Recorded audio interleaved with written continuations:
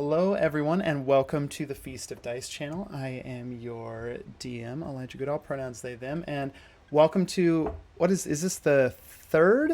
Is this our third session Believe so, streaming yeah. City of Fortunes? I think so. Yeah. Um, this is our all improv show where the players have no idea what I'm about to do next, and neither do I. So let's do a little recap. When we left the party last, they were caught flat-footed disembarking Jeremy Barnacle's downriver cruise. After kind of a cozy little meetup with no other real word for it, an old tortoise woman in the lower deck of the ship in an impromptu tea house that was set up shortly before she just kind of fell out of a hatch of the ship and disappeared. You disembarked the ship during a search, and it turns out they were searching for you. With some, it's. I was about to ask what you call de-escalation. It's just escalation. After escalating a few things, Track found himself drawn down on by about 12 guards with crossbows, taking a fair amount of those shots, but shrugging them off in a rage, which for a level 1 barbarian was pretty impressive to shrug off that many shots. Rupert, you put on the Ring of the Silius Goose and exploded through one of the guards, like escalating even more what was going on until a figure showed up that appears to the rest of the party to have some ties to Track. Perhaps a family. Ooh, what word do we want to use for this? Like, God, what would be the right, like, the right hand of the Tor family, let's say, Mm, showing up. the muscle. The muscle, whose name I just decided to type out right now, just in case, since I didn't have it. But we're going to pick up right there. Also, kind of right now, we are in a party split. So as we pick up the session, we've dropped initiative order. Rupert, you are still in the form of a goose up on. I think we established a sleight of hand check because that ring goes onto the goose's ankle when you change forms. Takes a sleight of hand check, DC 15 or better, to get that ring off without having to maim your foot or somehow cut the ring. All right. Both you and Makana are up there on the bridge. Track, you're still down there with your family's right hand man, Sludge Backroth, having just addressed you and told you it is time to come home. However, the party is split as Dirk and Virginia are hiding just down an alleyway. And I think to start off the session, Dirk and Virginia, I'm going to have you give me stealth checks to see if, in the chaos of Virginia's, you scurried away, your wild Mm, magic cigarette triggered just a like the entire kind of little port here is not it's a engulfed in flame. flames, but it is indeed on fire. Yes. So I'm Seven. it's a 7. 7. 14. Okay. I'm gonna roll perception checks. I am going to roll them Mm, at disadvantage because of all the fire and the cat. Like, their attention is not on two people who might have slipped away. First roll was a 12, though, for a total of 14. Basically, you need, in order for Dirk not to be seen, you need me to roll a 5 or lower. That's a 7. Um, ooh. He's panting too roughly through his hobgoblin nostrils. uh, what happens now is that as the guards sort of start to back off, Sludge is making his way across the bridge. Go ahead. You're kind of like in his line of Mikana and Rupert. You can both make me insight checks if you'd like.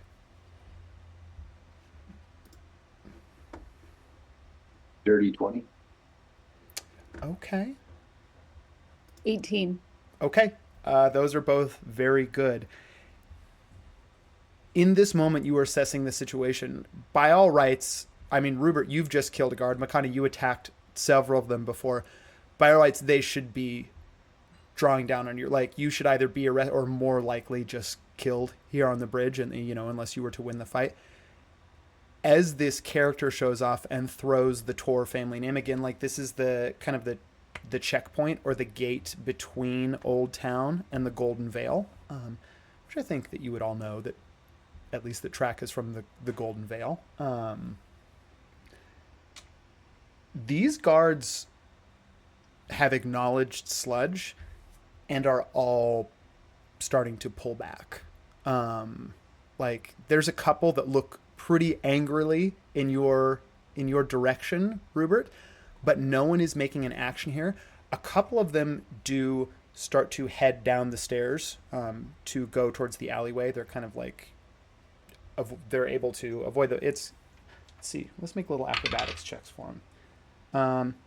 Not great. They're not going to get burned, but it's going to take them a minute to get to the alleyway and kind of like skirt around the open fires that are now burning here in this little port.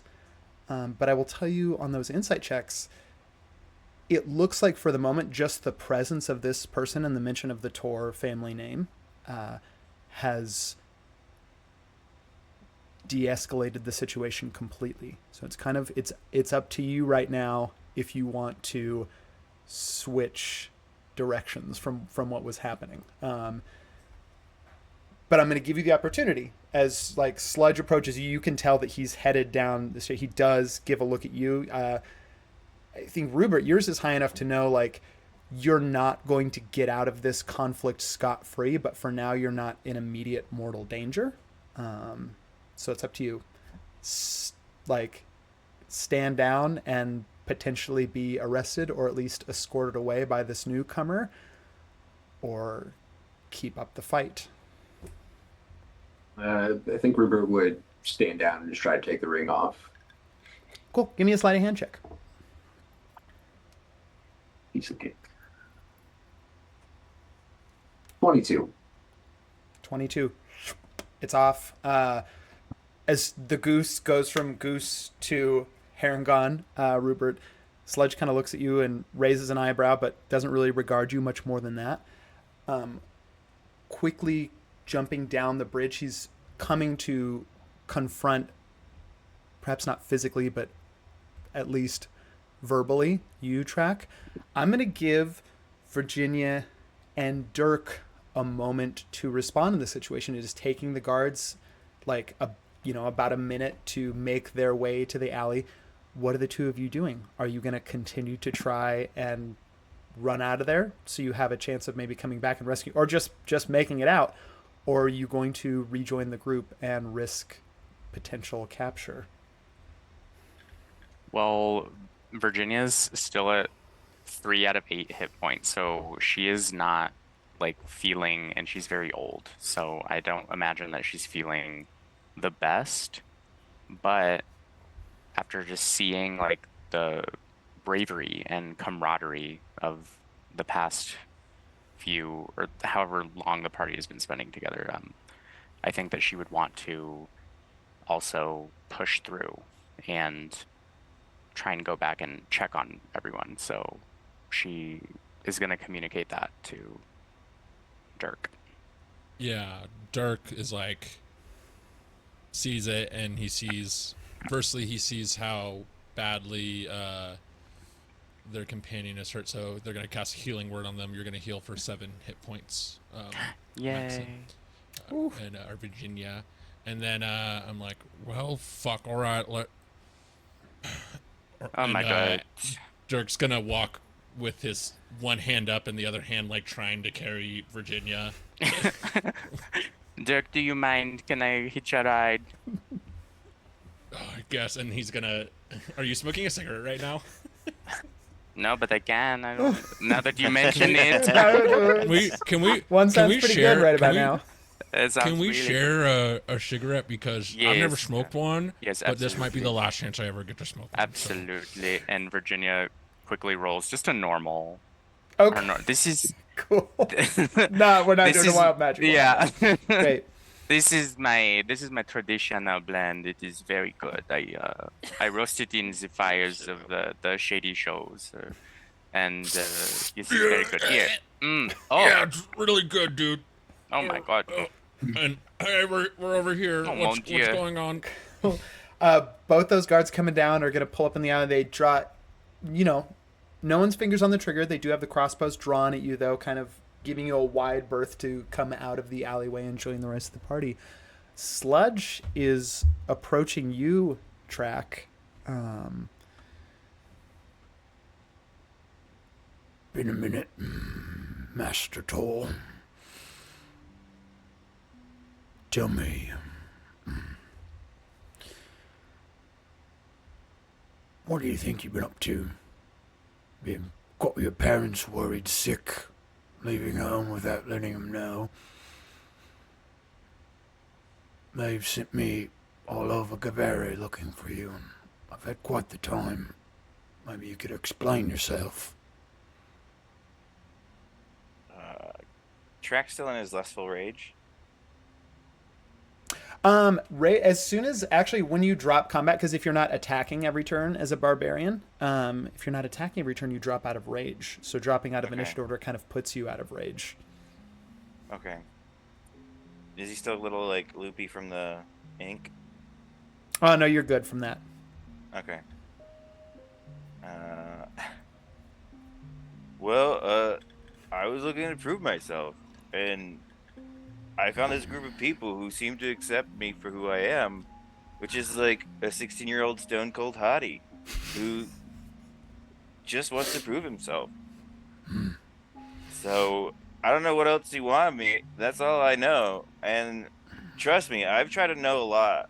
It just doesn't really stick.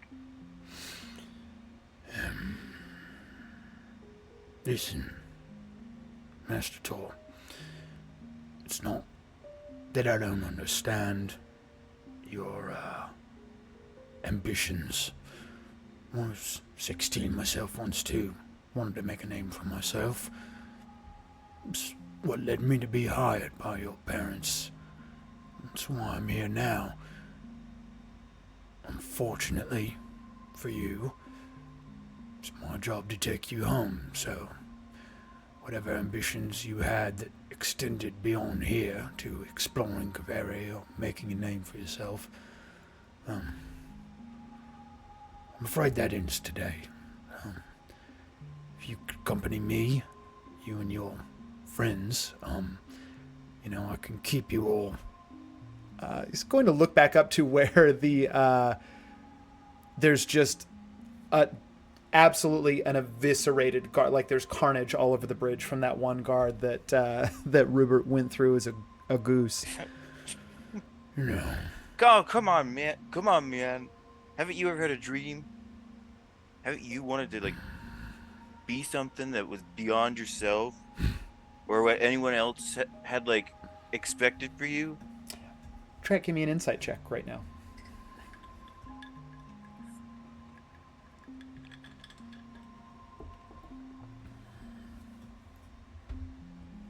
Alright. That was a 19. Okay.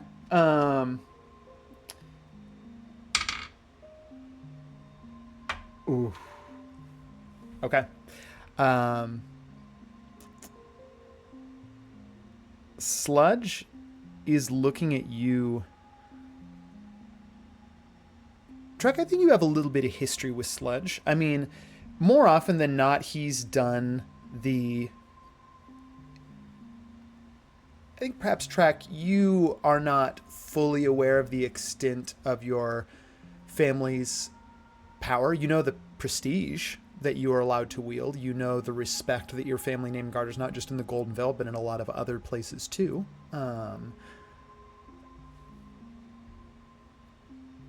The side of the family business that Sludge is involved in is not one that your parents have ever let you in on.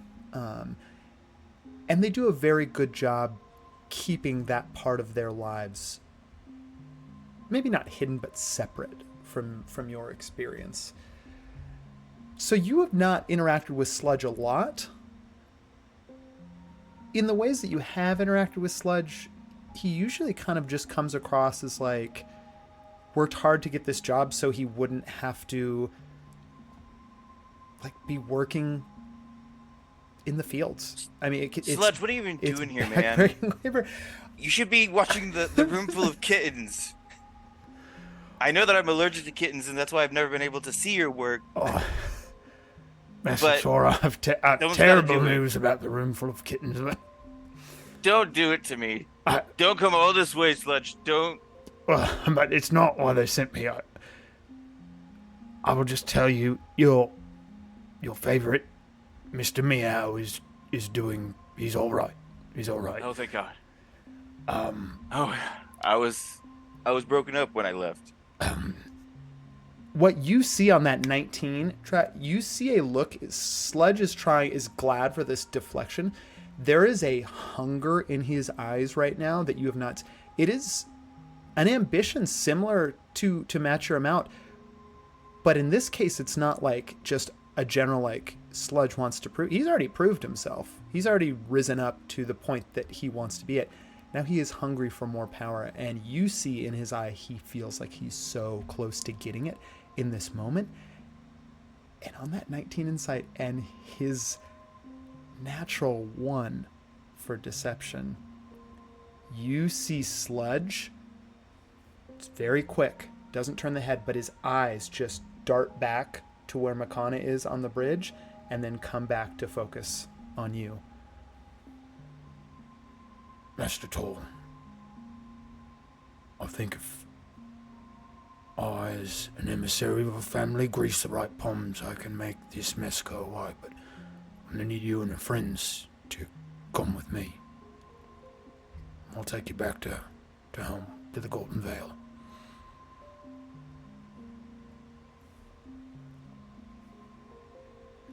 I don't know, man. Sludge, I thought we were bros. I mean, I know your name. I know what you do for a living. Like, I didn't think you'd do me dirty like that. I noticed that you were eyeing my girl over there. It's a little creepy. I'm just gonna say out loud. In this day and age, you should keep your eyes to yourself. But if that's the kind of person that you are, where you backstab friends and take them to places they don't want to go, and go steal some looks at ladies, then I guess that's just who you are. Whatever. We can't be friends no more. No. I'm sorry to hear that, Master Tor, but I'm taking you home one way or another. And Sledge is going to step forward to, like, doesn't have, it's not like he has a rope or a handcuff. He is going to step forward and, like, try and put again, about a foot taller than you. Sludge is no small chicken, is going to, like, try and physically take you to the carriage that he has waiting. Go ahead and, if you're going to fight it, go ahead and give me a contested athletics.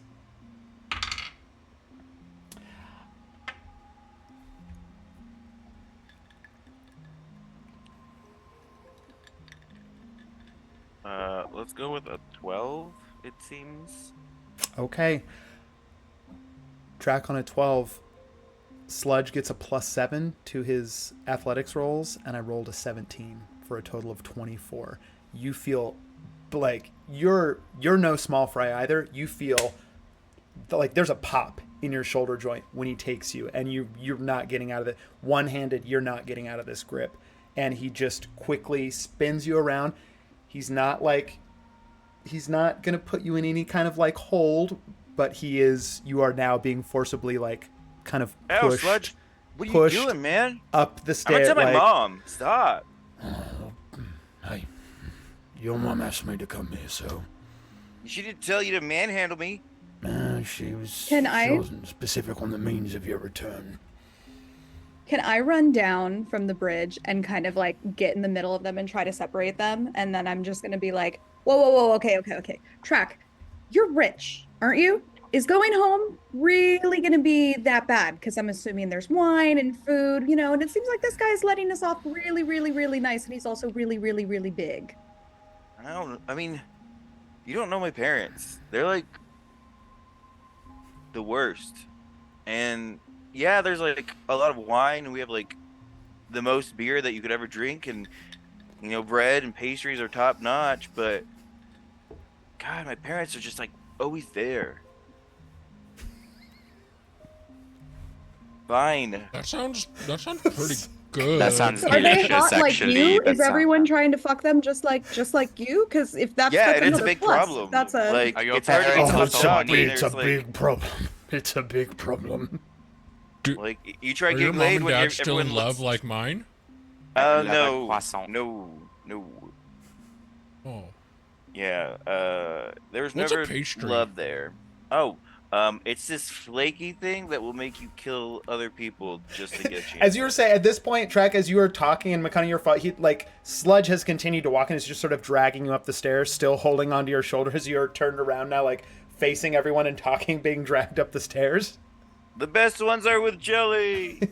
All of you, the rest of you, you have the option, right? Like, all of you heard Sludge. You kind of have a way out. You see all these guards are still drawn on you, but no one is making a move to arrest you, or still a few of these guards are looking very angrily in your direction, Rupert. You think, if Sludge and Track disappear now and you're not with them, things might not be so great for you here. This is kind of your option. Almost like you don't know where you're going to be headed or what, but seems a little bit like a get out of jail free card. yeah. Dirk is very interested in what a pastry is, so they're like talking to Tractor while they're getting dragged. Like, it makes you kill people? Like, what the? I mean, it's just like it's like sunshine in a flaky crust. I You would can love see to Dirk try your family's baguette. No. you can see Dirk profusely sweating because he notices all the guards with like crossbows drawn. And he's just like walking along, and he's like looking at everyone like, "Come on, let's get out of here." Okay. As you are going to leave, you're still kind of like in that opening to the alleyway. Virginia and Dirk, both of you give me perception checks real quick. Oh, nat 20. Okay. Hell yeah. 15. Okay. I'm trying to think of a good way to really reward this nat 20 for what you could have noticed.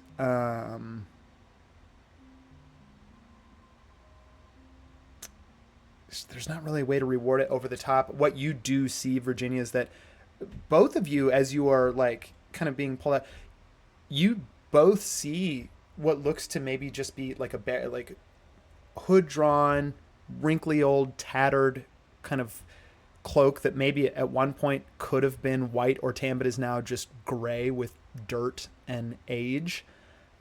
Draped over a figure. It's hard to even see their form because there's so many folds to the cloak, and again, rain is still pouring down.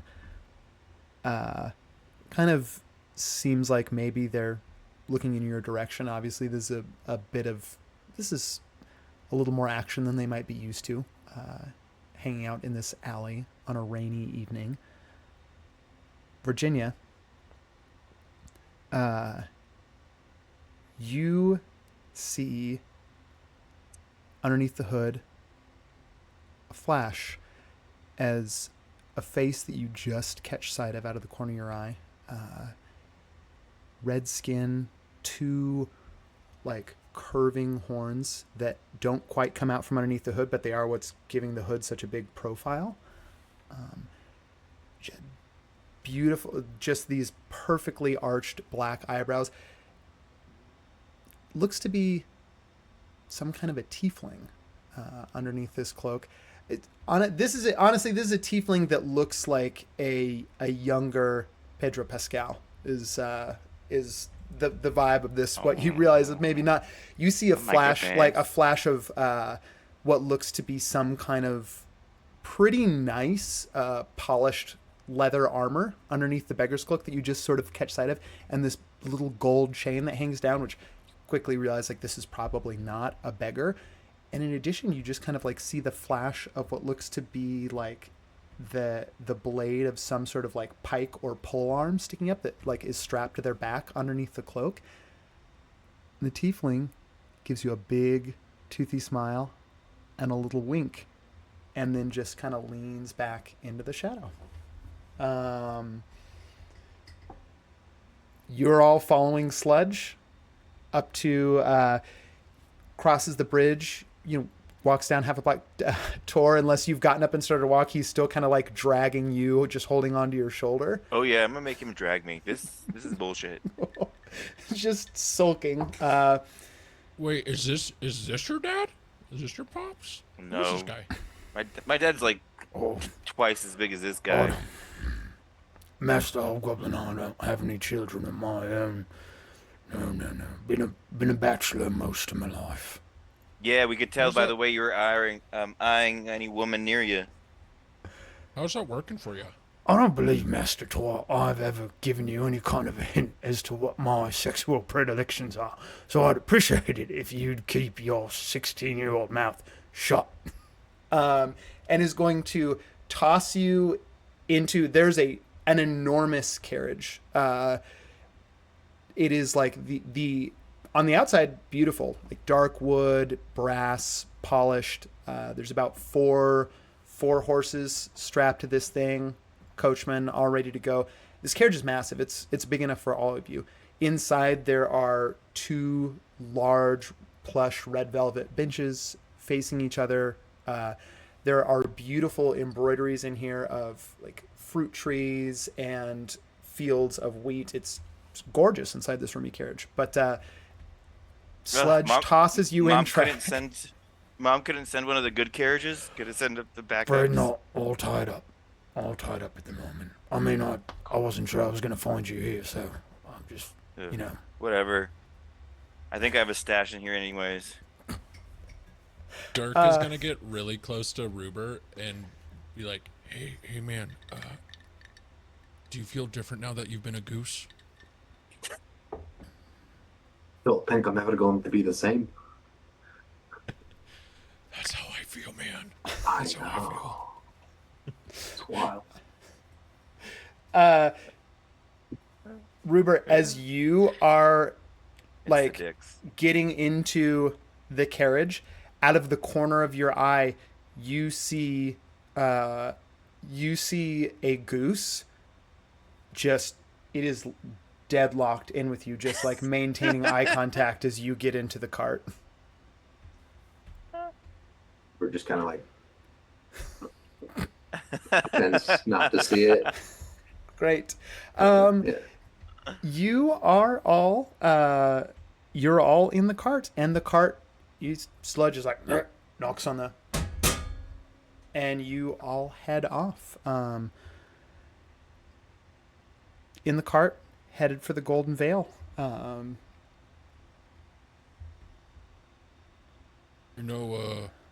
That was crazy. I never thought I'd be with a group that just fucking kills guards like nothing, especially turning into a goose and fucking flying through one. That was crazy. It was earned. They had it coming. Can I tell y'all something? I've never killed anyone in my life ever. Never have done it. I've No, Dirk, never- you have never killed anyone? I mean, I've like slayed performances, but I've never slayed a living, conscious, sentient life. You've never slain a foe and then dipped your cigarette in their blood pulled on the floor and then smoke it and then feel the battle eye and then drink their blood a little bit and get a little blood inside your shell and roll around in it and then have your way with the body? Never? Fuck, I'm not What sure the I've ever fuck? done that. Virginia loves doing that, yes. Virginia has What- killed many people, yes. What's What does it feel like for every? I mean, I know how it feels for Virginia. I think there's a sexual aspect to it. It sounds like, but Possibly, I I don't- tend to agree. It sounds. The way you But- described it was very sensual. yeah, I mean, Almost beautiful.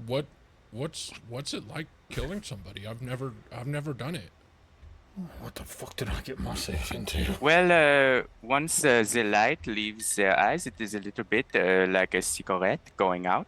Um, it is very sad for them, but what is different from cigarette versus the life of a sentient being is that there will always be more cigarette. But I do believe that consciousness is finite. Wow. That I do believe Virginia, in. Yes, Virginia, it kind of sounds like the world is your ashtray or something. I prefer to think of it as my shell. And my shell is, I do use my shell as an ashtray, so. I think, Dirk, you have some song lyric material now?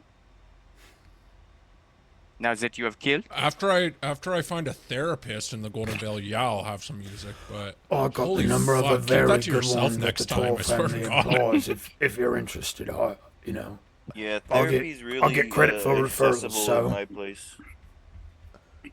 We emphasize mental health. No, I need that edge. If I go to therapy, I won't be able to write music. Listen, that's a very common thought among bards, but I promise you, once you get past that, that first little initial period, it's going to be more helpful than you think. Really, the tortured artist thing kind of really is it's a dying breed. Oh yeah, Sledge, is that what you tell yourself to live with the betrayals that you've committed against people that you said and claim to have loved? I don't know. I don't know who you are. I don't. I don't actually think he knows who this man is. He has so many servants. You saw me last night when I had a giant fucking ball of an eye. Are you concussed? Did you get hit hard? Well, I got shot by a bunch of arrows, I think, and then he like crushed my clavicle. Well, then he did his death grip because he can't ask nicely. Sludge is going to kind of get quiet. Let me ask a question real quick. Does anyone in the party have a passive perception of 14 or higher? Your passive perception is just your perception score plus 10. Yes. Virginia does, yeah. Okay. I do. Okay. All three of you, very, very slight, but all three of you, carriage makes the road headed to the Tor family home in the Golden Vale. It's one of the better paved roads. Still a lot of bumps. Still the sound of the horses up front. Amidst that noise, you hear something so faint. I mean, maybe it's a large bird, but something sounds like it lands on the roof of the carriage. And then goes quiet. There's nothing else after that. Just something soft hits the roof of the carriage.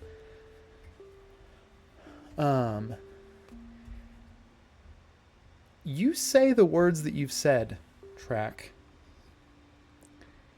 Sledge leans in a little bit closer to you. You're sitting up. He's made sure, right now, actually, let's get the layout of the carriage. So right now, like, Sledge has made sure that Track is facing him directly, sitting on the other bench. Who's sitting on either side of Track and who's sitting on either side of Sludge?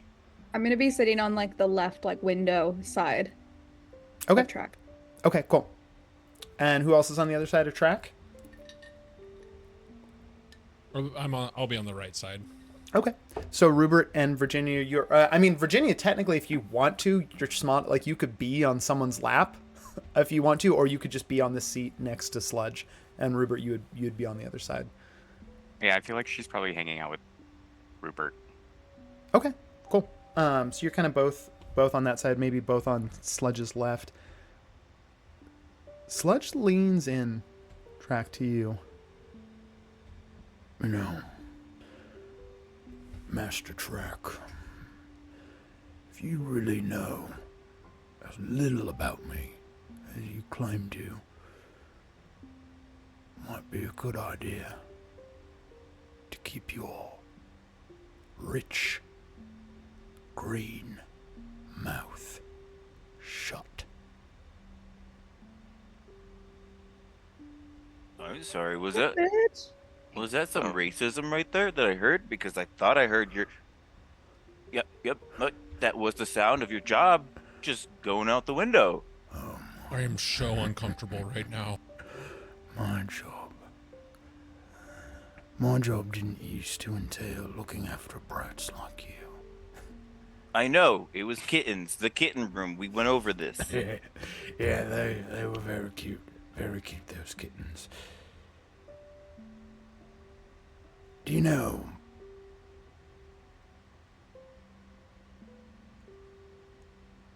After, And Sledge is going to lean in real close. If anyone else is trying to listen in on what Sledge is saying, they're welcome to make a perception check.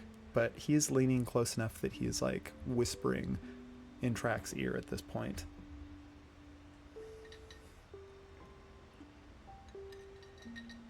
Is distracted by Virginia's harrowing tale of playing with blood. 25. 25. Roll the I don't think five. Virginia Hardly doesn't care. witness. Okay. Mikana, then you are the only one that hears it as Sludge leans in right next to Track's ear.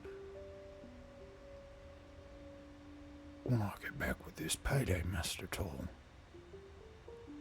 I'm not gonna need this job anymore. Mikana, when this combat starts, since you have heard them, you will like not be part. You get to take part in the surprise round. Everyone else, there's a surprise round going. So the only two people taking part in this first round of what is about to happen will be Makana and Sludge. Makana, go ahead and roll me initiative.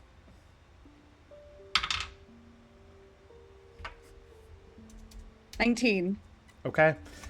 Sludge got a 7.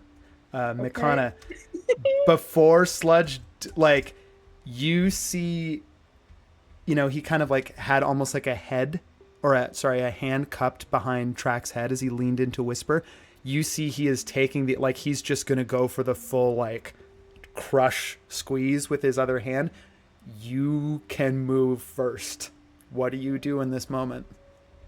So wait, like he's like grabbing Track's head basically. You see a look in his eye. I'm just like, I'm not gonna make you make a check for it. He is looking at Track like he would like nothing more than to just absolutely splatter him all over the walls of this carriage. Let me see what I want to do.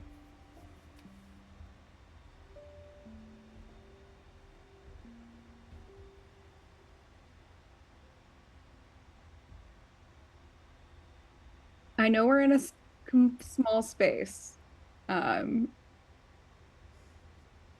I think I'm gonna cast Thunderclap just to make it like a loud sound so that everyone Okay. fucking out, and it's like a bright light for a moment so that I can, in that bright light, like move Track away. Okay. You're casting Thunderclap. That's a Constitution save, right? Yes. For anyone, is it anyone within 5 feet of you? Right? I think everyone is within 5 feet of me. I think at this point, like, it really, like, we're gonna kind of like ignore the usual rules of combat and movement, like that you're in a very confined space. I mean, you can all sit comfortably within here, but that's about it. So we are gonna say the Thunderclap fills the entire thing. Everyone in here, go ahead and make a Constitution save. Nat 20, Rupert didn't flinch. Oof, nice. That is a total of, let's see, it's a, if he gets plus 3 to rolls, 18. plus 3 on con. There's a total of 15 for Sludge. Does Sludge beat your spell save DC? I got 18. Okay. Does. Okay. Oh no. 19 on But- Constitution. Okay. What's Virginia's 11. Ooh, I would imagine that doesn't. It's 13. Okay. What's the damage on Thunderclap?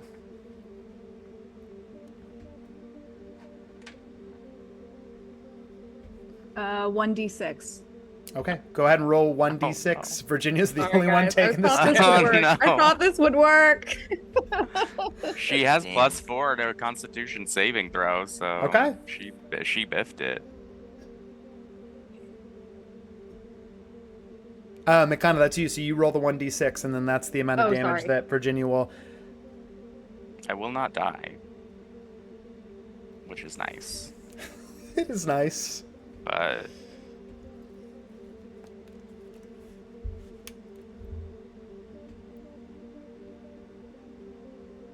Two. Okay. Virginia, you're going to take 2 points of thunder damage, and you do get that pushback of 5 feet. But since you're in this your shell just kind of like you, almost like a pinball, just sort of like ting ting, like a couple times around the. oh, that's cute. Sludge is coming in for that grapple attack. Because it's a surprise round, he gets advantage on his athletics attack, but it is a contested athletics. So, Track, go ahead and give me an athletics roll.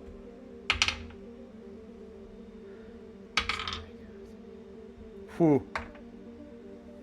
Nat 20. Sorry, hold on. Can you hear me? Yeah, nat 20. Was it really? It was.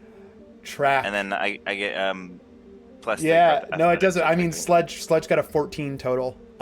Rolled really low, even with his advantage. He's coming in, takes both hands to like, he's just gonna try and crush your head right here. You are able to get a hand up and you stop him, and you see a look of surprise in his eyes. You just start to like power, like just slowly, like he's losing an arm wrestling match. You're pushing that hand away.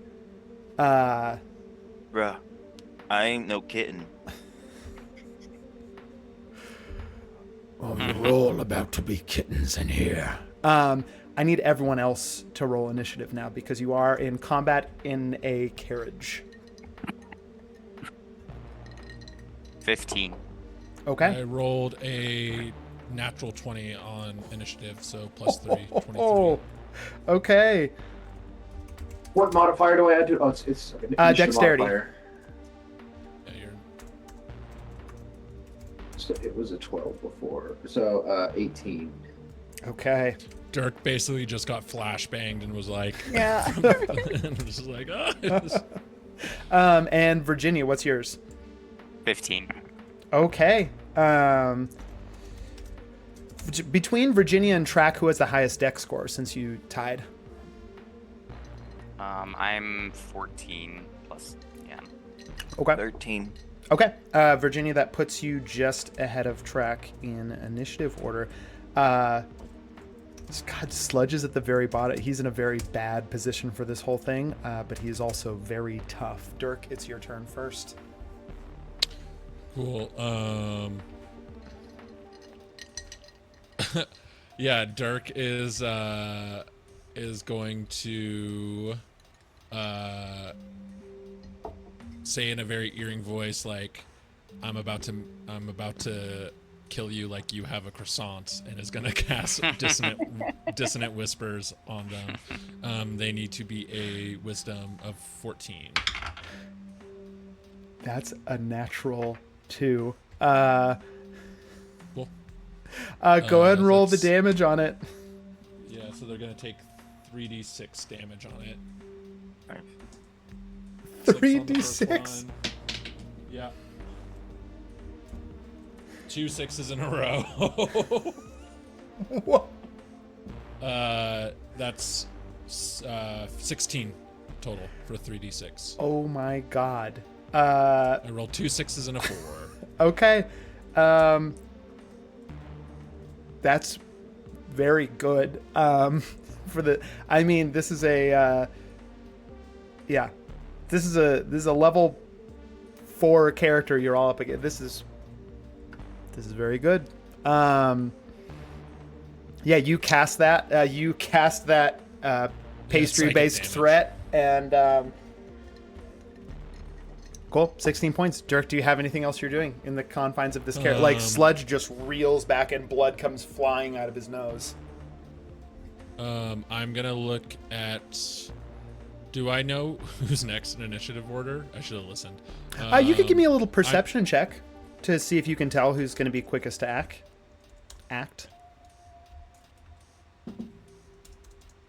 18. Yeah, 18's high enough. I will give you the next two people in the initiative order. You would know that Makana follows you, and Rupert is right after that. Cool. I am going to look at Makana and wink and give them bardic inspiration. Cool. Very cool. Okay.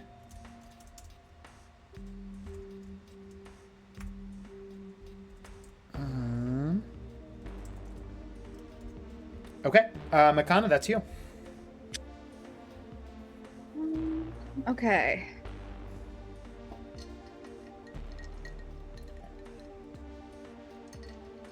Very limited in what I can do as a druid because of our confined space, as I've learned. So I am just going to.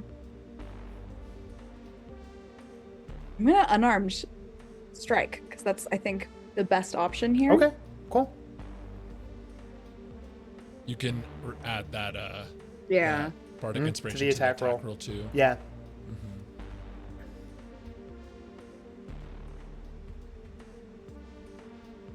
Unarmed strength counts as a finesse weapon too, so you're welcome. I don't know if your dexterity is higher than your strength, but if it is, you can use that as your attack and damage modifier too. 17 with 17 without bardic inspiration. Oh, 17 hits. And then damage is Would just be 1 point plus your dexterity modifier, your strength, whatever you used for the attack roll.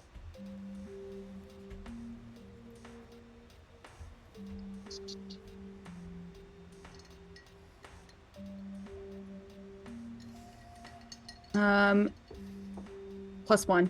So 2. Okay, you come into. What does this look like as Makana like strikes out at Sludge for 2? Blood is just pouring out of his nose and his eyes from that dissonant whispers as he is kind of reeling from that still. What does it look like as you strike this big guy? I am just gonna kind of like scream like ah, like I'm kind of like not sure what I'm fucking doing because I'm fuck. panicking, and I'm just gonna flat hand like this, just right in the nose. Oh,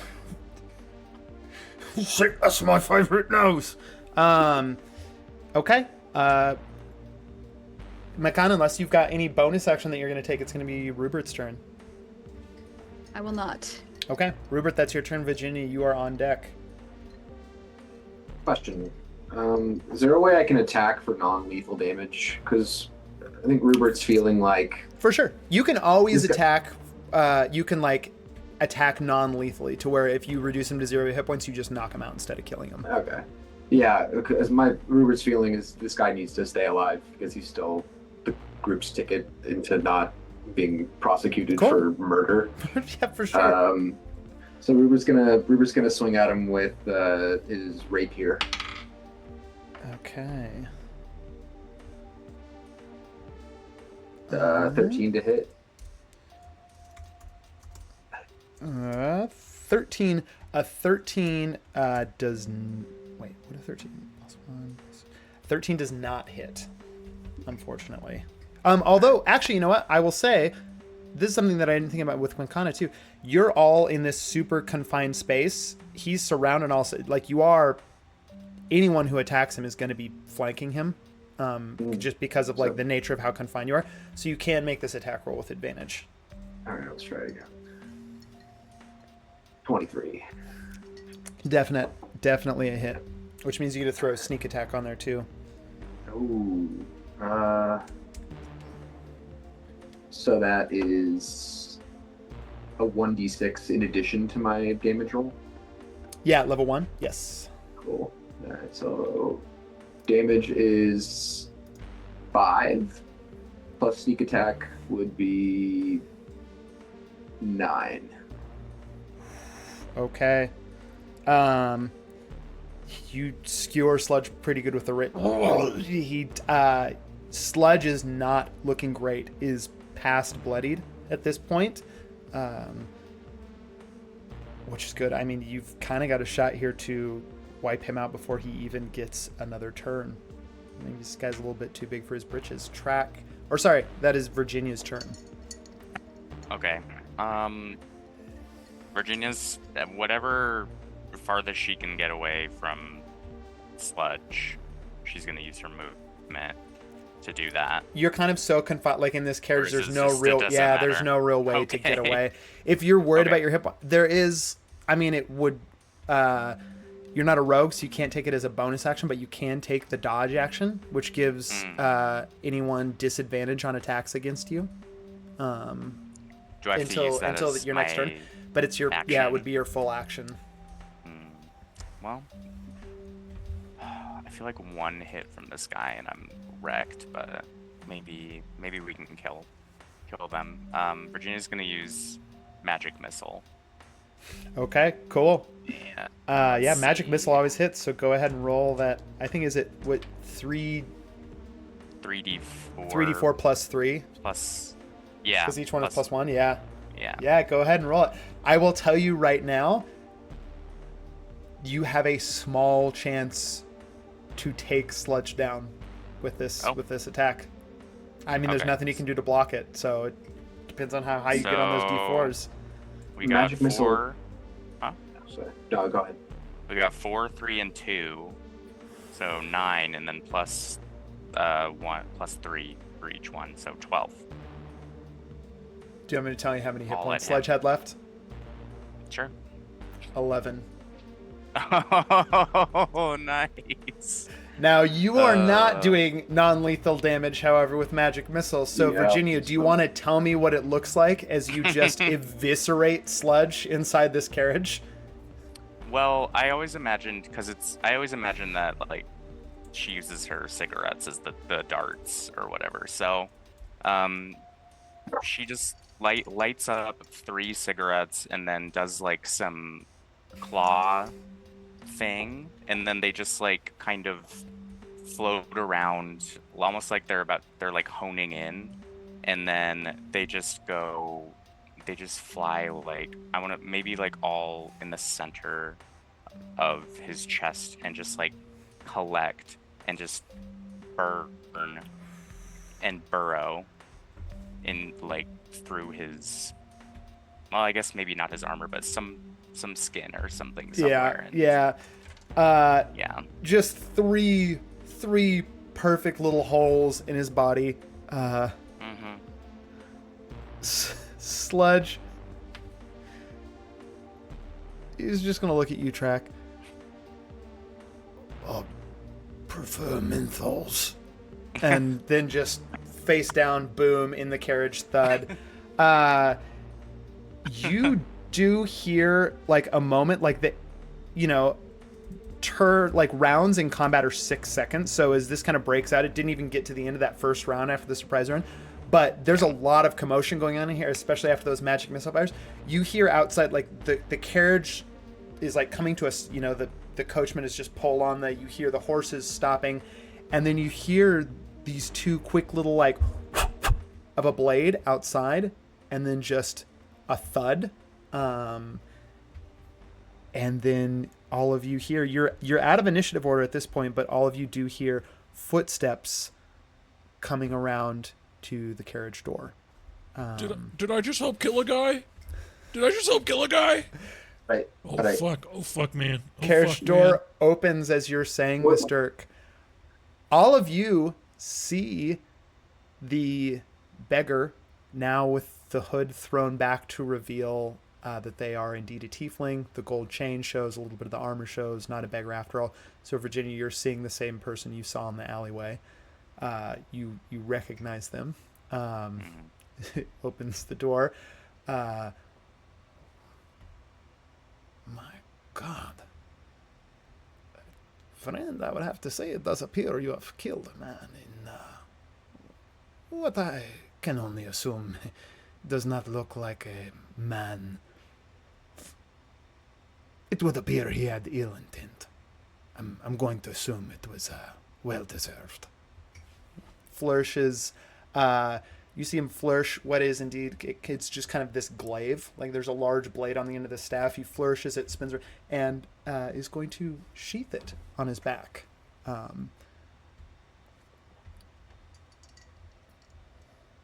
I was really looking forward to those pastries. Does this mean that what does this mean? Virginia's Oh. kind of just like trying to get her bearings, I guess. That was our get out of jail free card. That Suppose we're crib going to wasn't jail. killing about killing people. She really likes killing people. Oh my god. I do, yes. Track, give me a perception check real quick. The carriage door is open right now.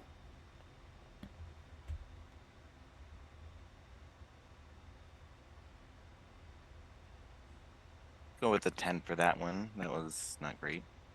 On a 10, you're still going to see, a couple. It's not odd for Sludge to have been transporting all of you with like the shades drawn in the carriage to draw as little attention as possible. It's not rare for someone of your station, and for Sludge transporting someone of your station. As soon as you see outside and the carriage door is open, you realize you're in the Golden Vale. This is not the way home. Like, you were traveling in the carriage for about 30 minutes or so.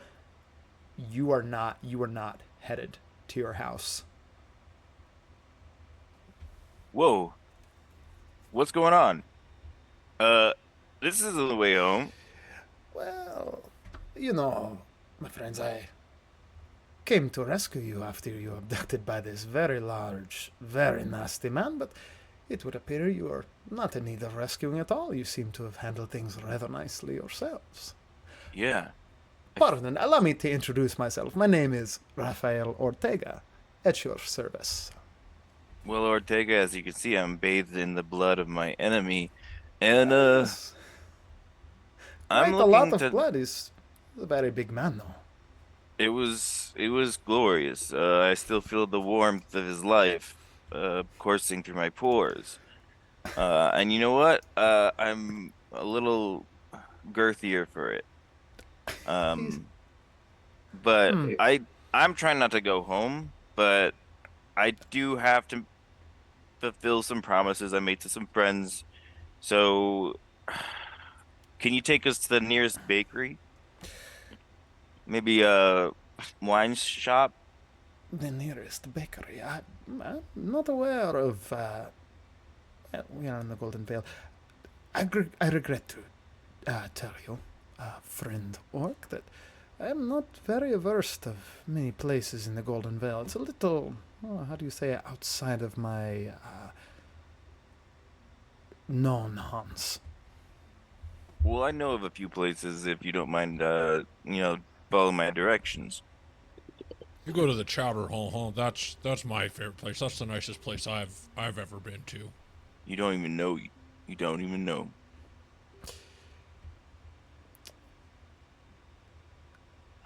Virginia's gonna be rolling around in her shell in whatever like blood she could find. All right, I need to get the fuck out of this thing. And Dirk like hops out. That's of a the freak. wagon. Oh my god. as this is taking place, Raphael looks at you, Dirk, with just kind of an air of recognition. Tell me, friend, your parents, what are their names? You don't have to tell him that. My dad is a halfling or a gnome. Can't remember sometimes. Named Donald. You might have recognized him because he has massive cum gutters. Donald, yes, it is. You have rights. Donald and Diana Legrand, yes? Yeah, that's Mom and Pa. Oh, yes. I thought you seemed familiar. Well, what happy circumstance then that we should meet. I am a friend of your parents. Oh, no way. Oh, yes. That's cool. Yes. That's rad. Oh, we've fought do you know many a them? time. Oh, we've fought many a time by each other's side. Oh, yeah, they love pillaging. That's kind of their whole Well, jam. yes, I'm aware of their past. Not so much pillaging anymore. It is more, how shall you say, a carving up of the bourgeoisie. Fuck yeah, that's cool. Yes, I love my parents. They're great. it is cool. Perhaps then you can answer a question for me, Dirk. I was supposed to meet your parents maybe 2 evenings ago. They did not appear. Perhaps you know where they are or where I could find them.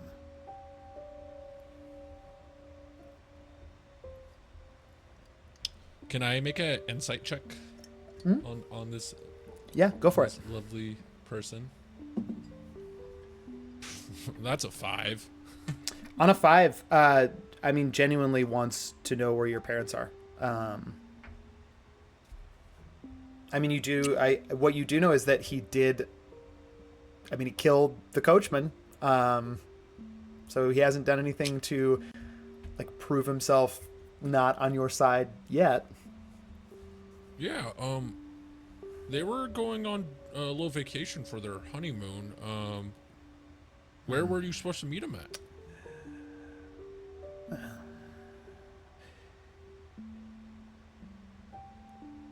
Perhaps I should not speak of it so candidly, but let's just say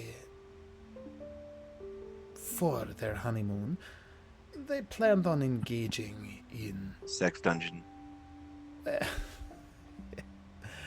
Yes, I can see where your head is at most of the time. Makes sense. I get it. I was 16 once too.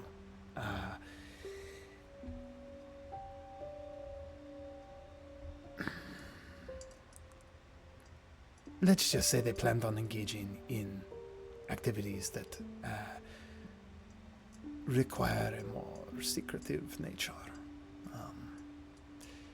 It was perhaps going to be a little more, well, a different kind of action on this particular honeymoon.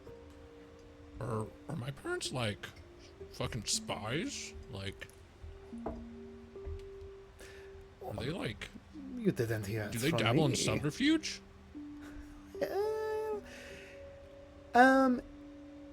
Give Hope me they a were little. swingers. You're Dirk. You're being genuine. Give me a little persuasion check right now. Okay. Persuasion. That is going to be 17 plus 6. So 23. Raphael smiles at you and leans in a little bit. My friend, they engage in subterfuge of the highest order. That's fucking rad. That's fucking cool. Yes, yes, I think yeah, so too. they said they were going to I can't remember for the life of me where they said they were going on their little letter. You're trying to remember. Raphael looks at you. I think he's going to be a little more honest with you now after that high persuasion check. They were supposed to meet me not far from the gathering place of the Oaken Council.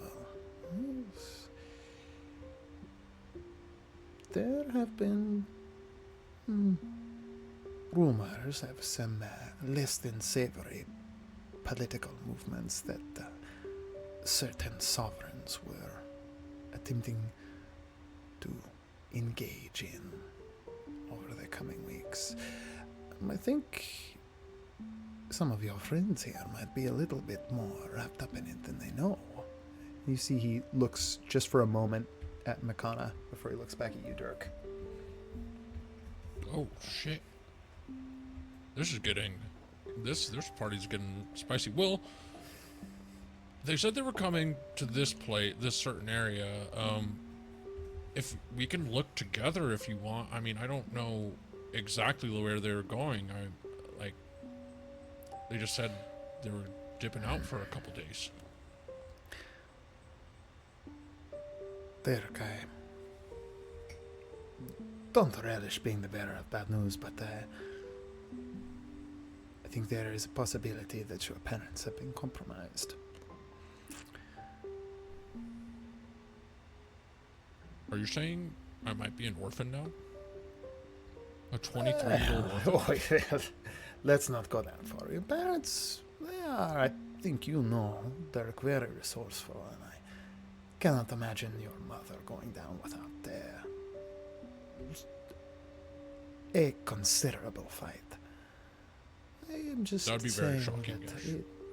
there is a possibility now that I might need to change my plans, as perhaps they are maybe in need of more rescuing than even you and your friends were.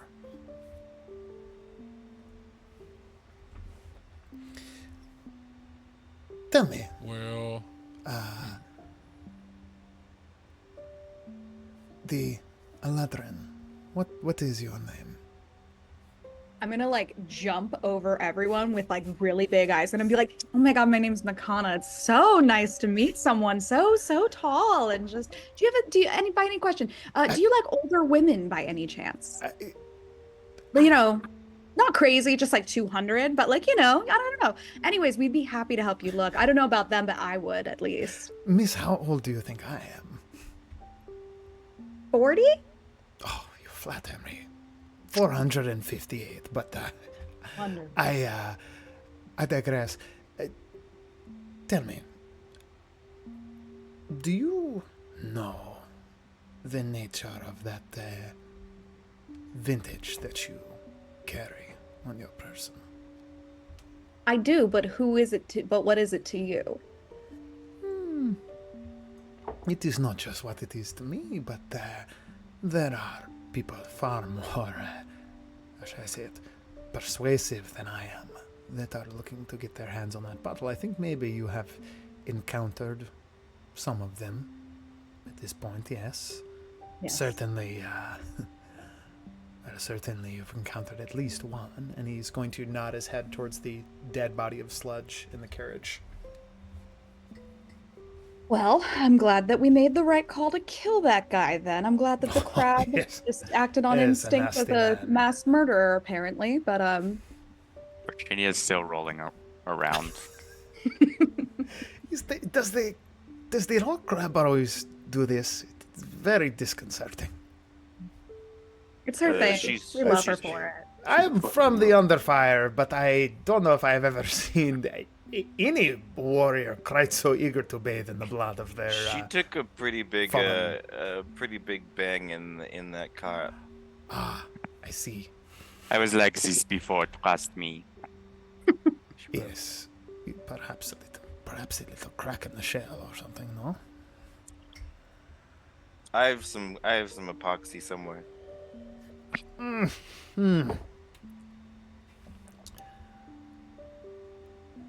Well, I don't see why that wouldn't turn out absolutely fine.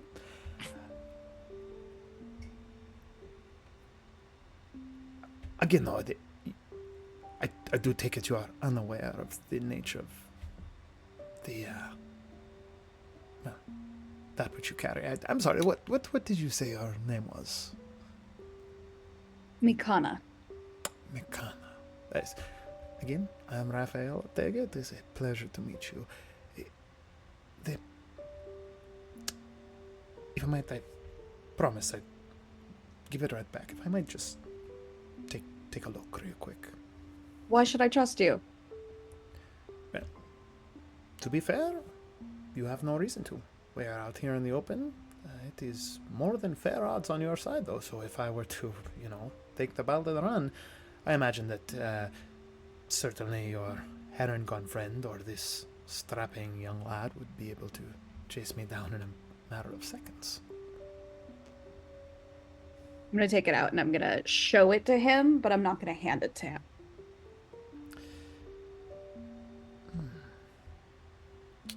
Very good. You're going to see Raphael take out what looks to be just kind of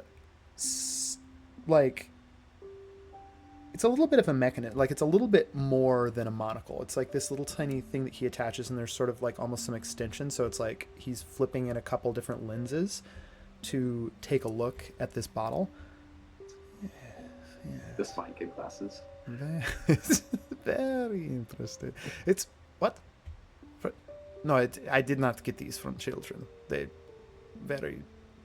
were very well made. It doesn't matter.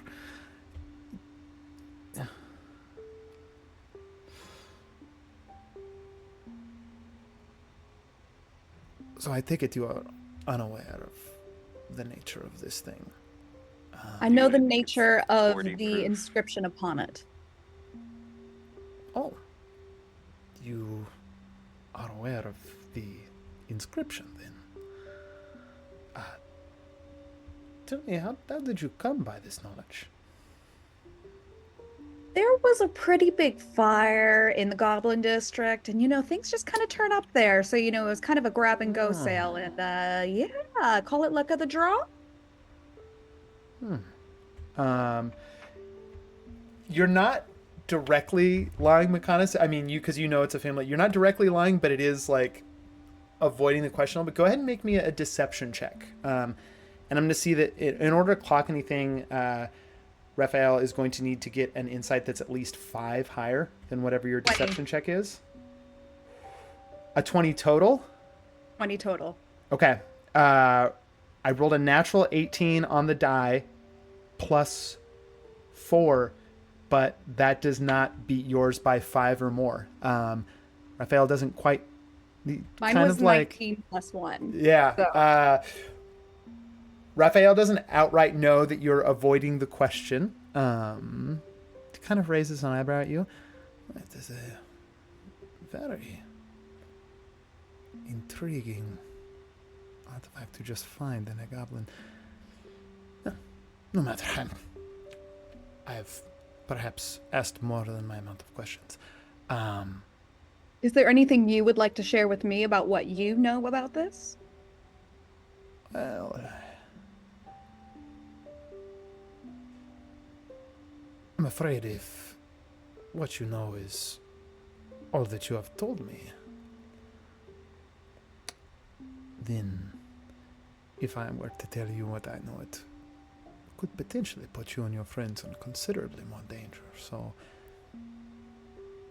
I mean, we were just in a car that seems like it was gonna be like, I don't know, everyone in here was gonna be murdered. So I think we're already kind of at our threshold of danger. I don't think that much more will really affect us at this point. And so far, we're doing okay for whatever reason. Give me a We persuasion also check. got the Wow. bottle, so like the bottle itself being in our possession puts us in considerable harm.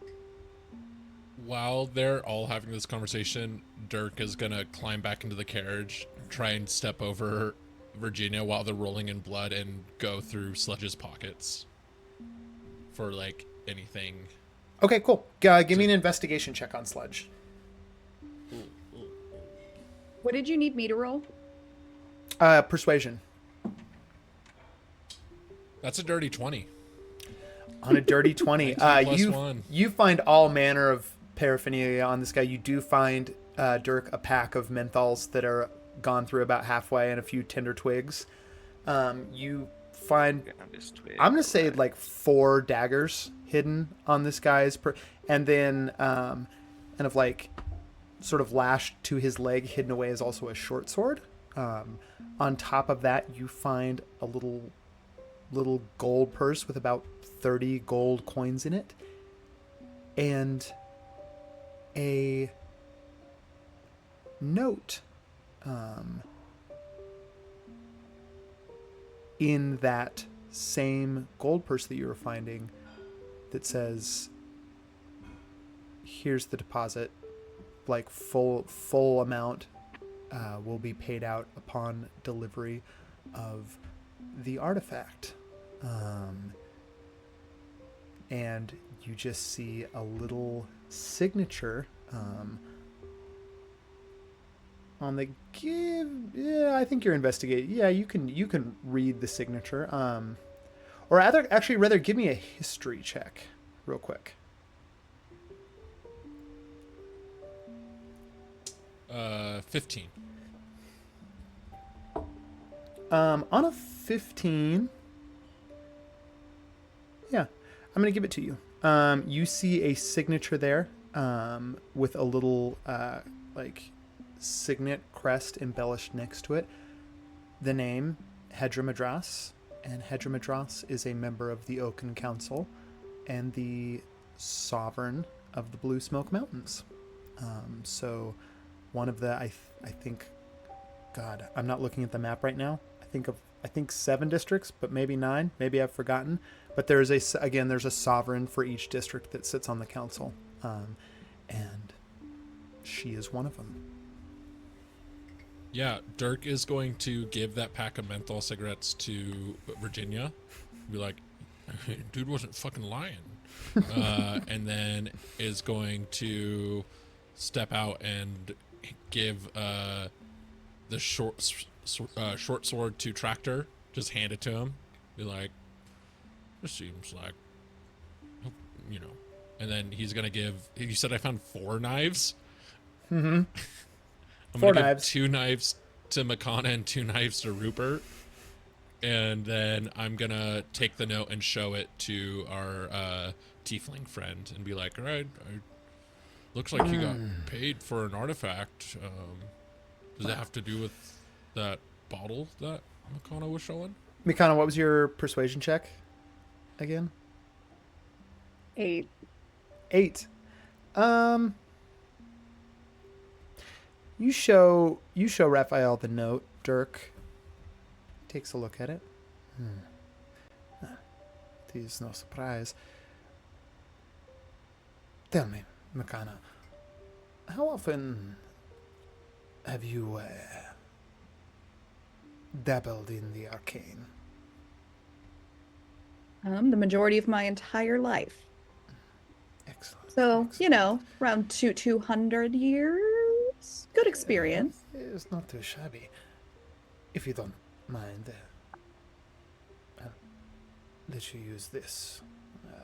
And it's going to kind of like look at you for permission before he puts that like those lenses on your eye. Puts them on. You don't have to make a check for this. Most of the magic is inherent in the thing. I do. Go ahead. It's a very low DC. Go ahead and make me a wisdom saving throw real quick.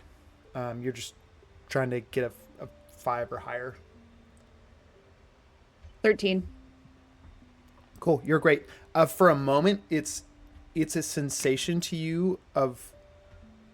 It's almost like lightheadedness, except if it was purely a mental feeling and not a physical feeling at all. It's like something like your thought process is just like kind of disrupted for a moment as you're looking through this set of lenses over one eye. And Makana will tell you what you see. You are looking around. Party's all still here. Raphael is still here. All of them, though, almost transparent. Hollow. You can see through them Hollow. to like the other side, basically. Like you look around and you see the landscape through all your, so almost like they are ghosts or specters in this space. Like carriage, solid. Horses, also kind of ghost. Like any living thing that you're looking at that is at least like kind of semi-consciousness or like as long as it's not the landscape or some physical object, it appears ghostly through these things. And in fact, even as you're looking at the carriage, like they're all kind of opaque. Nothing really seems solid looking through these things. And then you look down to the bottle that you're holding in your hand. Not only does it look exactly the same as it would as if you weren't wearing the lenses, there is, it's hard to see. It's almost like heat waves coming off of paper, but there's a shimmer to the outside of it that just kind of like ripples for, you know, about like inch and a half in the radius of this bottle. Raphael's going to give you the moment, and then he kind of shutters the lens back and slides it into his pocket. Because of seeing it this way, you've already made a couple. I'm going to let you make one more Arcana check on this bottle. 7. You just can't You can- figure. You you can can't add, fucking figure out what you this could thing is. You can't add that bardic. Bardic. You Oh, add can I? Bardic if you want. Mm-hmm. What do I add for that? 1d6. 2. It's a 9. Oh my god. Mikana, this is the most interesting bottle, and you just don't get it. You don't get it. Like, why is this so important? It's just probably a really good bottle of wine that your family must have stashed away, and then when everything went the way that it did, and like the estate was sold off and kind of like everything dissolved, this bottle probably just found its way through a private buyer to then like maybe they sold it off, or maybe someone fucking stole it and that's how it ended up in the like, you don't know. It's probably just a really good bottle of wine. It is weird that through the lens this is the only thing that looks solid, and there seems to be like there's something about it. But you'll be damned if you know what it is. Well, that was like real cool and everything to look at it, but I'm still gonna be a little lost on why this is so important to every single person except for me, because it should be important to me. I don't know why you care or everyone cares or why I'm trying to be killed for it. Well, I have to be honest with you, Makana. I'm not entirely sure why the council is after this artifact, but I can tell you there is, well, there's a handful of artifacts that over the last few weeks the council has taken somewhat of an interest in, and for whatever reason, this particular vintage that you have on your person is one of them. I wish I could tell you more, but I'm a little in the dark myself. This is really interesting and everything, but we're kind of just standing by like a cart where there's dead bodies. Like really cool. I Glad love to it. meet mom and dad's friends. You know, like they don't have friends over often. We should fucking go though. Yeah, I feel like there might be the people who were here to kill us coming to check on what's taking so long for us to die. Is there like a little hole in the wall bar or something we can hop into around here? Like I know just you to said get you out didn't of know sight? croissants, but like, can you get us some wine? Well, it would appear you are. They have quite the collection on you. Listen, if I'm being honest, friends, it was lovely to make your acquaintance, and nice to confirm my suspicions about why perhaps there might be certain people in power that have taken an interest in your party. But Dirk, if your parents are in danger, my priorities lie elsewhere. So, if you'll excuse me, I believe it's time for me to take my leave. I'm How afraid will I you know may if have to my find your mom own way. and dad are safe? How will I? You got me worried about them. Yeah, you kind Where- of left me hanging, bro. Well, Dirk, I mean, I don't mean to distract from whatever terribly important business you are about. I'm sure it is something of equal importance to your... It's very important, Yes, but I feel know, like maybe it can wait. Well, Dirk, I will tell you this. You are more than welcome to come with me. If your parents have been, well, detained, it will not be a cakewalk getting them out, and I will do my best to protect you, but I cannot promise your safety. It would appear, though, that you have some tricks up your sleeve, and perhaps you need less looking after than I think. What do you think, group? Should we follow this ridiculously attractive tiefling into a world of Absolutely. espionage Yes. and wonder? Well, talking to you, he's asking me. Yeah. Ruber, goose to goose. What are you thinking? Goose Bros. Aye. We should follow. If you'll have us. Right. I kind of Tracker, don't care way about to your get parents. I some- kind of just want to see this guy walk away. That's really fucked up, but I get it. He's really hot. Oh, hotter than the guy on the boat. Honestly, Listen, I do not know this boat captain that you speak of, unless you are talking about Jeremy Barnacles, in which case, oh, eh, yes, Proctor no, I knows- understand, and Knows Barnacle Boy very well. well, Was I the only person who got a good look at this fella? friend Herringon, I myself have gotten a good look at Jeremy Barnacles. Any of us should be so lucky as to enjoy the company of that I don't particular think man. you have. I don't think you have. Tomato, tomato. Tomato, potato. Completely different, but to each their own. Tentacles, Benacles. Yeah, I think we all follow him out of this murder Okay. scene. You're the current quest for your songbook, Derek, has been derailed, and you are going to follow Rafael Ortega. Pretty quickly, I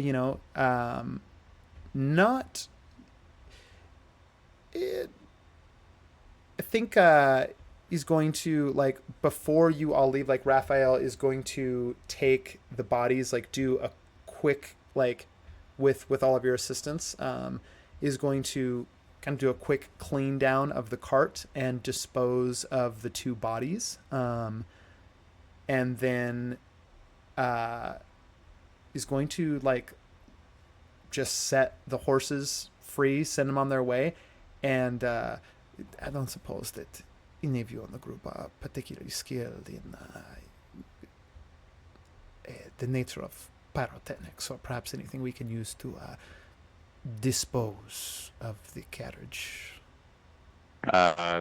Virginia's Crab can roll. crab. cigarettes with Virginia's crab tentacle things or feelers perk up, and she's like, "Oh, I know. I have just the thing." And then she casts Firebolt on the carriage. Fantastic. Well, shall we be leaving so we are not at the scene of a pile of ash here? Yeah, that sounds really good. Dirk is gonna go up to Rupert and be like, "Hey man, I found this in the carriage. I know you're trying to get paid, and since you were like the first one on the job, here you go." And he's gonna hand him the bag of 30 gold. Cool. That's all right. You can keep it. You probably need it more than I do. No, I know. Look, you're a professional. I get it. Times are hard. I kind of fucked you over in the beginning, like not being able to pay you initially. Oh no, that's all right. I'll No, get it. I'll get it I one way or the insist. other. I insist, Rupert. You are a good man, and thank you for sticking around. And I'm just gonna give him the 30 gold and walk away. Poor people are weird.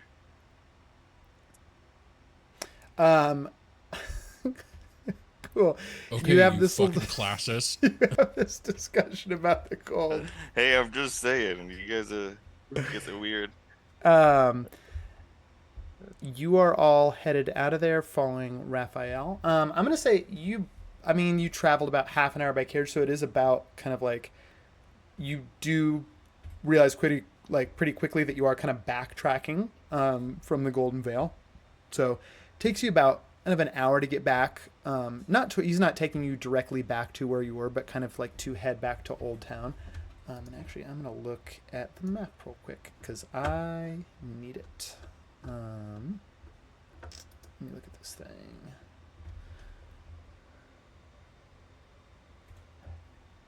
Man, when I see Robin Golden later, they're not gonna believe how my life has been. Like, I'm going on like an espionage mission now, bros. Like, that dude's just probably just sipping wine and eating grapes like a fucking loser, and I'm out here sweating and fucking doing cool shit. I'm gonna have so many songs. I don't even know if I'm gonna need my songbook after this. Okay, cool.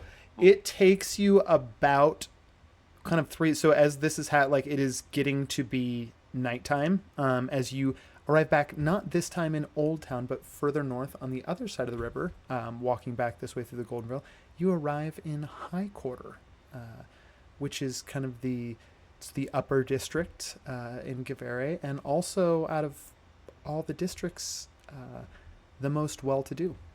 This is where the Oaken Council sits. Pajaro, which is the Aarakocra district, is also sits to the far north in High Quarter. But if there was, Niset is perhaps the most restrictive district to enter. High Quarter is it's the nicest city-esque section of Kaveri.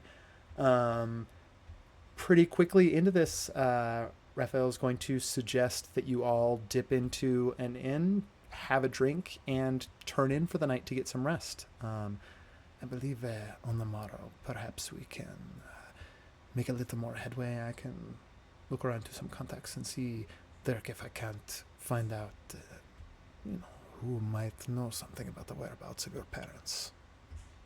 Yeah, no rush, dude. It's not like my parents might be getting tortured or interrogated or anything, and every waking thought is about my parents' safety right now. Yeah, take your time, dude. He's being so genuine right now, by the way. I'm gonna just roll an insight check real quick for. That's an 18.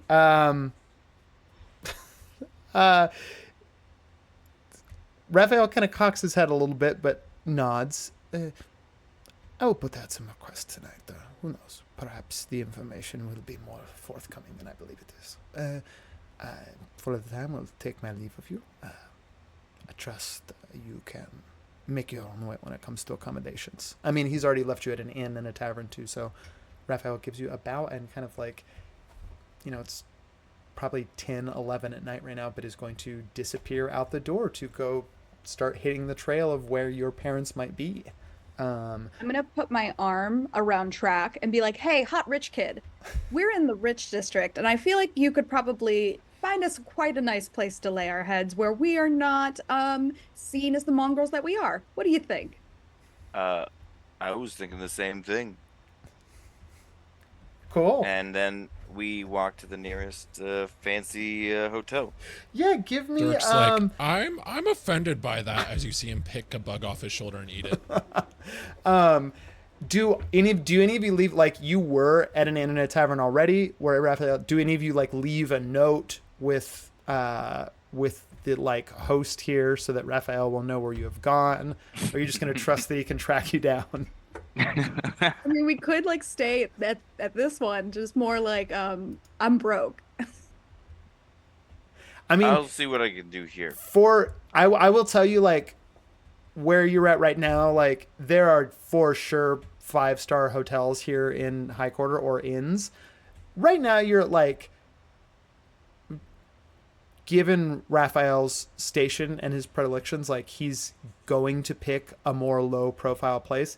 You're probably at the equivalent of 2.5, maybe almost 3 stars. So not one of the nicer places in High Quarter. Can we leave a note at this place to meet us at a better place?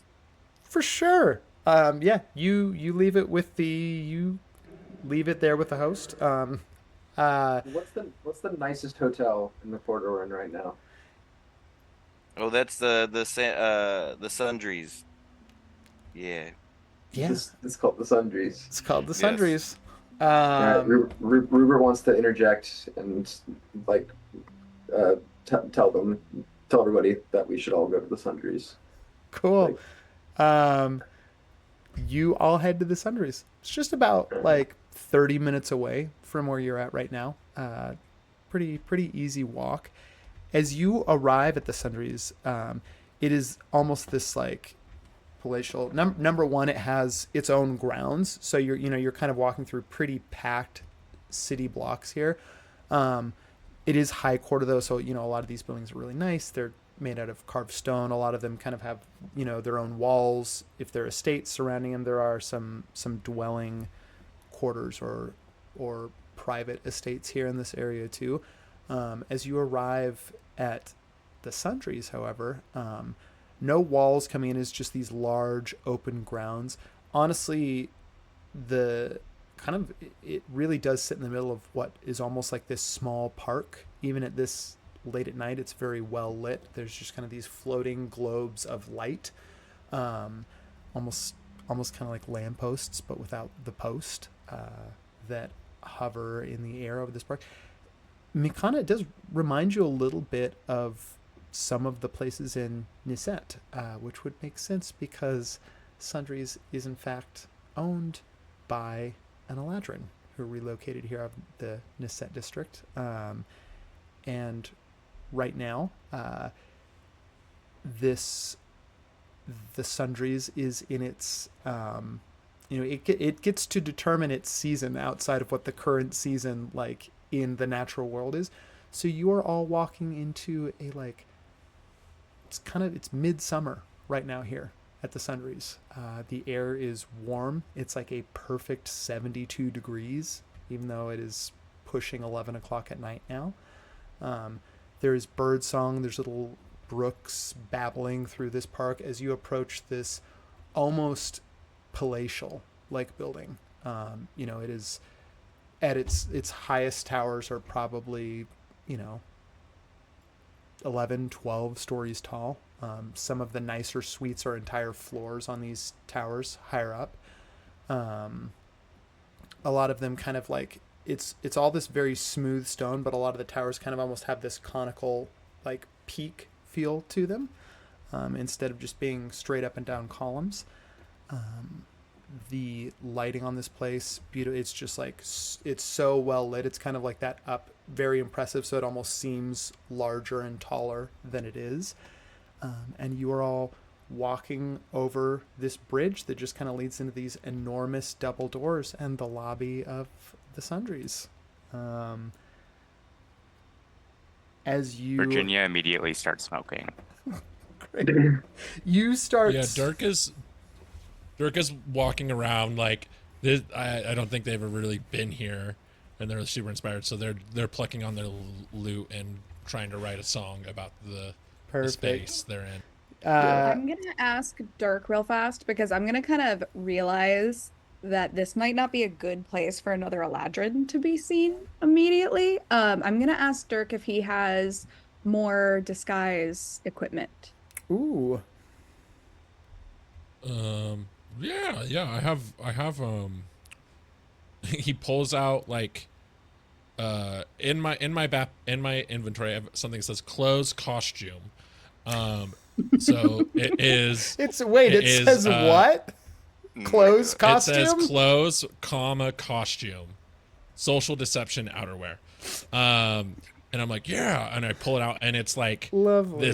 It's this like outfit that has like Legrog on it, like on the shirt, and I'm like, yeah, Golden and Legrog, we used to like have like matching outfits, and yeah, you can wear this. And then I do have a disguise kit, so I'm just gonna like mess with their hair and like make it look like really poofy, so their like ears are covered and like their makeup's kind of like flat. They kind of look like a Victorian woman with this like weird outfit on With now. like a band tee on.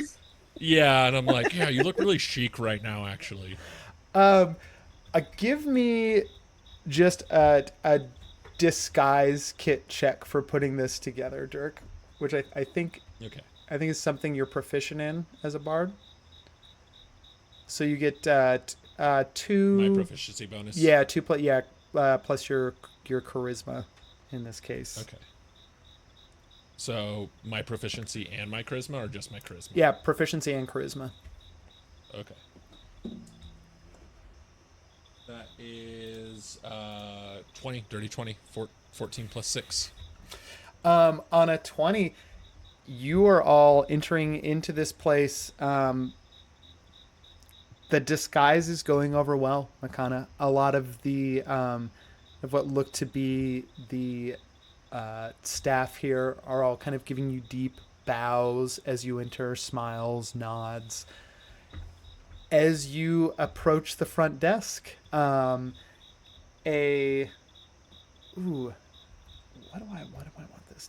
Just, this might be the first time we've done it. Just a human host turns around, very, very nice, kind of like red velvet, like very high collar with a kind of like that little like puff to the collar too. Red velvet jacket with a like very starched, crisp collar, gold buttons, cufflinks, kind of like matching pants. The whole works is going to turn around, short, black haired. That's just kind of like curly and like pushed to the side a little bit. It's very neat and trimmed. Is going to like lean over the counter and look. Hello, may I help you? I'll deal with this. Yeah. My name I'm is sorry, Tractor. Miss. We don't allow smoking in the lobby. They're fine. Can Rupert attempt to bribe the belt keep into letting? Yeah, give me a. Can Virginia notice this and maybe mage hand him some gold Yeah, how about- Rupert. too? Because Rupert can afford it. cool. okay. Well, yeah, I guess Virginia, you don't realize that. So Rupert, you go Oh, to okay. slide. How much money are you sliding across, Rupert? Oh my god. 20 gold. 20 gold. Jesus, you slide across 20 gold. Virginia, how much money are you mage handing this guy? Just one gold. Just 1 gold. She'll leave if she has He to. sees the first. She's a frugal. He she's sees a the mage frugal gold like gold. just drop 1 gold coin on the counter, and he raises an eyebrow and looks like he's about to say something else. As 20 gold just slide across, and he looks down. Well, I see I am not dealing with just any customers. Please, how can I help you tonight? Find lodging? Are you here for lodging, pleasure, business? What can I offer you here at the Sundries? I'm here for my usual. Hold on. I'm Track. I will let you say this. How many times have you been to the Sundries before? Oh, I'm a frequent guest. They want me to be there more, but I prefer the place down the street a little bit more. Okay, I'm gonna roll a luck check right now to see if this host is familiar with you. We're gonna say. I think it's fair to say that the Tor family like has a presence here, and you might be known. So I'm gonna say you just need an 8 or higher on the luck check for this. 17. For this host. Yeah, host looks at you. Oh, I'm so sorry, Master Tor. Will you be staying in the usual, the West Suite? Yeah, that'll be mine, and then hook my friends up with their own suites as well. Yes, of course. And but will And the you, little one can smoke. will you be how shall we say engaging in the the squid special? Of course, I'm here, ain't I?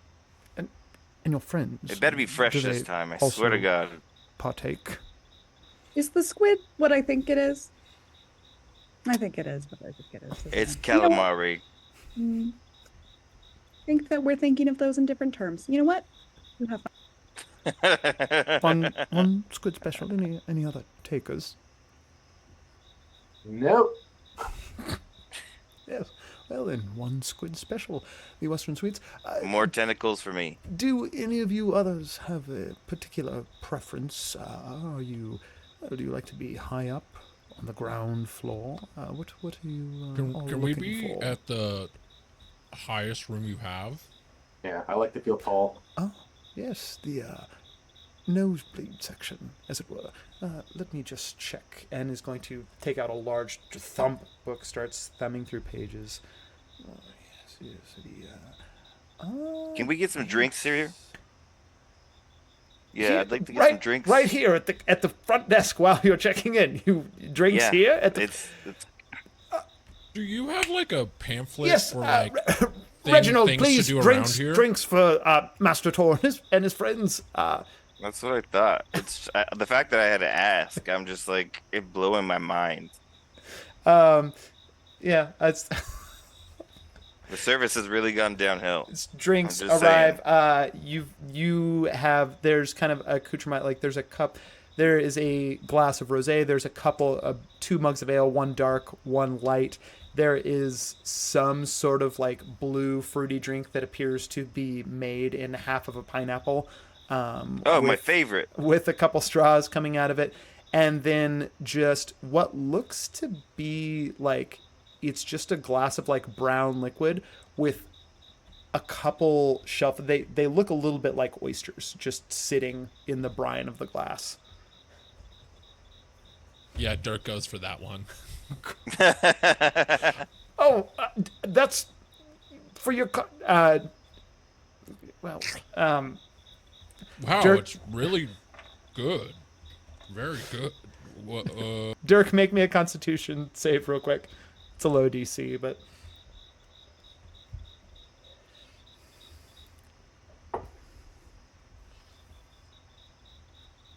I rolled a 4.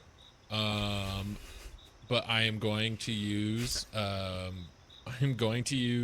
Fortune of the Many, which is a special thing hobgoblins can do. Yeah. So I can add bonus roll equal to the number of allies you can see up to 3. So I'm going to add 3. Okay, so you barely pass the DC 5 Constitution save that you need just to not spew. Like when you taste this Thanks. drink, Dirk, it tastes like a way overproof rum that's like way too funky. And oyster brine. It's in really it. good. It's like really good. Host looks back to all of you. Yes, well, drinks, of course. Your rooms are well, they're available now. So if all of you are more than welcome to, of course, enjoy the many amenities we have here at the Sundries. Or, I don't see are there any bags we should have taken up to your rooms or. No, we're traveling light tonight, so why don't you just make Yes. sure that each room we got some pastries, maybe a new outfit, something flouncy, so that we can walk around in luxury. Of course. Not a problem. It will be done. You see, claps his hands twice, and staff basically you can follow all the staffs to your separate quarters. At this point, I think kind of like to end the session here, it might take a little bit, but I'm just gonna kind of go around and each of you can tell me like what you do in your rooms and how you get ready, and I'm gonna kind of get like the proverbial red carpet is being rolled out for all of you here, so you can kind of describe to me like the fancy dress that you like, the clothes that you find in your room, and how you want to look before we sort of bring you all back together for an Ocean's 11-esque moment outside the fountain at the Sentries. And I'll start in the order that I'm in. So Dirk, what are you doing as you head back to your room? Yeah, so Dirk is in their room, and they're like, it's like they're on like the top floor, right? Like they're like, so Dirk looks out the window, and he kind of like, he's like, man, this must be how Robin feels all the time, like living it up. I wish we were still a duo, and like little bittersweet. Like he likes it, and then he changes into the outfit left for him, and it's it's like a tux that is just a little too small, like just like a little too small. Like like his belly button's hanging out a little bit, like the sleeves are short, the legs are a little too short. His giant hobgoblin feet are breaking through whatever shoes. Beautiful. Like, yeah, but he still he has his loot on his back, and he like kind of like is slicking his hair back and letting it all kind of hang back. Yes. Nice. He's like, all right, and he like goes downstairs looking like that. Perfect. Rupert, what is Rupert doing? Rupert is stuffing anything that is not nailed down into his satchel. He's taking robes, slippers, the clothing iron, He's eating from the fruit basket, just like, while he's doing this. Yeah. What? Give me an investigation check real quick just to see, and I'll just tell you like the total worth of the stuff that you find. Okay, cool. 17. Cool. 17, you more than make up for those 20 gold pieces. Like, you are ransacking this hotel room for about 45 like items worth of gold. And you can just put the 45 gold. Like, I think, Rupert, the type of thief that you are, like, you're gonna pawn these items off on the side pretty quick just in the course of your adventures. So go ahead and next put. time we see Rupert, he will have already like fenced this. Yeah. Yeah. Okay. Track. Track is currently oiling his muscles because nothing leaves a mark like tentacle suckers. Lovely. After your time with the squid special is done, you get dressed and you are also headed down. Virginia, what does Virginia do in their quarters? I feel like there's a little like dress or something waiting for Virginia upstairs, and I think she's gonna like somehow like try to put it on over her shell and everything, and it's just gonna look like, imagine a little dress on. And I'm also imagining a little wig too, just like a little blonde wig that she puts on, and it looks really strange and weird. And the beret still fits. And I'm also imagining maybe like a cigarette holder, like one of those long like things, like kind of. So she's feeling very like regal, and she goes over to herself in the mirror, and the equivalent of like a little Horcrux tear wells up in her long thin stick eye, and she starts to feel emotional at what she sees in the mirror, and that's her moment before she I goes love it. And last of all, Makana.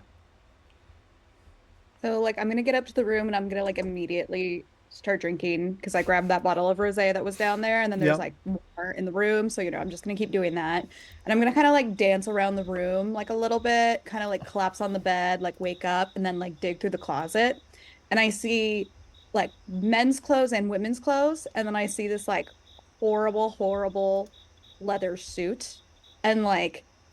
Have you guys ever seen like that picture of like Trotsky in like the oversized like leather suit? It's like that. So it's like a big blazer, like big leather hat, like huge leather pants, and then like super big tall boots. And I'm gonna put that on and then start laughing and then fall asleep.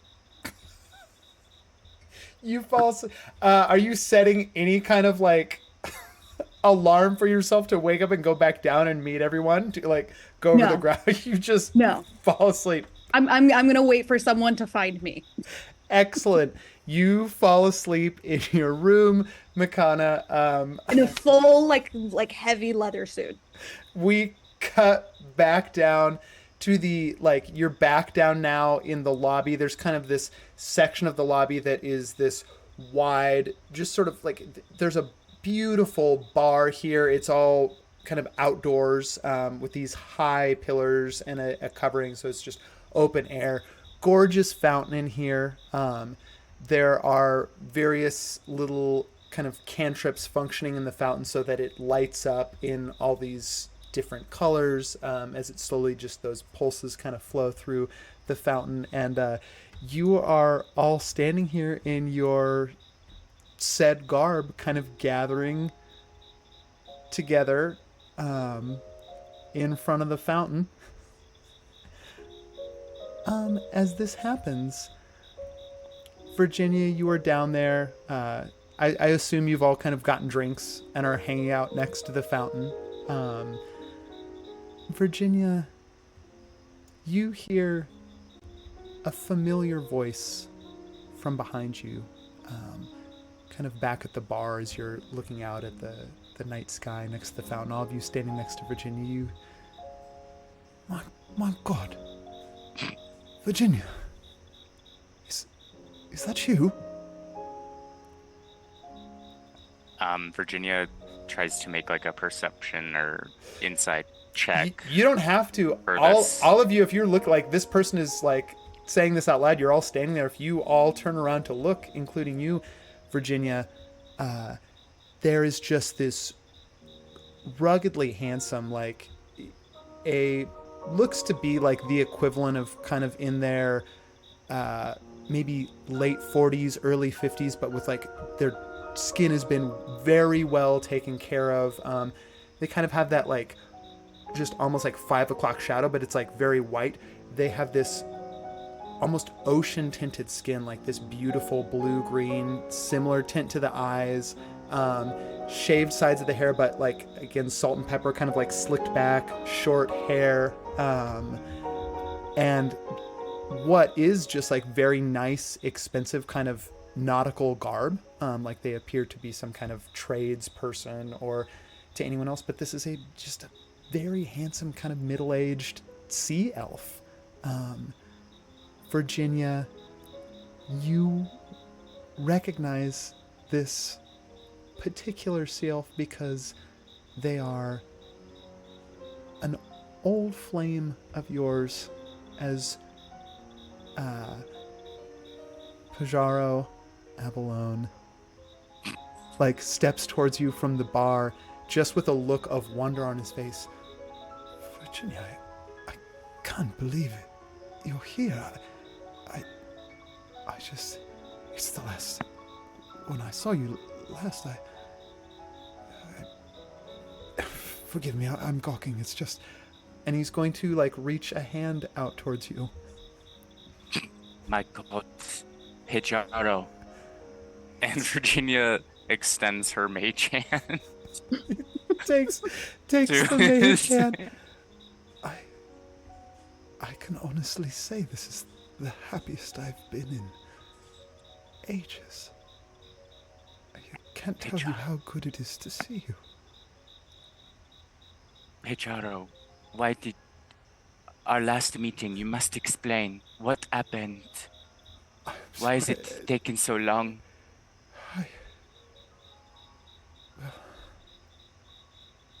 You see, it's my mother. She's fallen ill, and the family business. It just, I had to step in. I feel like I have so much to tell you. God, I feel like a teenager again. And Pajar's like slowly leaning in, is not going to like take initiative on the kiss, but is like at this point, like eye contact is just like inches away from your little like hermit crab pedipalps. Let's see. I think, I don't know if what sort of sense does she get over like his trustworthiness, like in this moment? Give me an insight check with advantage.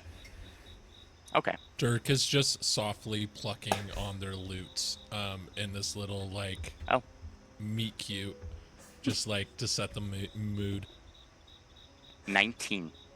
On a 19, Pajar means everything that he says. He's looking at you with like love in his. There's like, time has not made him any less fond. He is exactly the man. If he's a little more handsome than you remember, even, and he had spoken to you of like his family's trade business, and then his mother wasn't doing well. He'd promised to be back in the series. You used to meet a lot in Old Town too, but he had promised to be back within like probably just a few months. And it's been maybe 2 years since you've seen him last. But he is looking at you with like genuine sorrow and genuine joy in seeing you here in this place. She's Pajaro, do you still have any more of those she like, I don't know, improv some random the Goblin Quarter's finest. I remember, darling Pajaro, you had like eight cigarettes left. Forgive me for bringing this up first and maybe not talking to you a little bit. It's quite hard. He just opens, like mid-sentence, opens a golden case and you see there's one left. Oh, Been mon saving Dieu. it for you. Pidgeotto. And she just feels so so happy in this moment with her little wig on and her little dress. What have you Boys, Yeah. we should probably. Boys, we should probably scram. Oh, I'm just gonna- Pedro, these are my friends, by the way. Oh, I realized it's that lovely. Pijaro Abalone. Well, Heir to while the, Virginia's the saying this, I Abalone. have my hands on both Ruber and Tractor because I was trying to back away to give them space. I'm like, hey man, how's it going? And immediately, like as soon as he's not having to engage with, he immediately turns back to you, Virginia. Lovingly takes the cigarette out of the case, holds it to your lips, and offers you a match. May I? Please, mon Dieu, mon cœur, mon chéri. He lights the cigarette, and then he takes out, puts it back, takes a different golden case out of takes his own cigarette, and lights it. And that is where we're gonna end the session right here with the two of you just like blowing smoke gently into each other's faces in front of the Cute. fountain outside the sundries. And that is where we will end. Thanks everyone who Yeah. stuck around to watch. We will be back next week with another session of City of Fortunes. Bye bye now. Bye bye. Goodbye.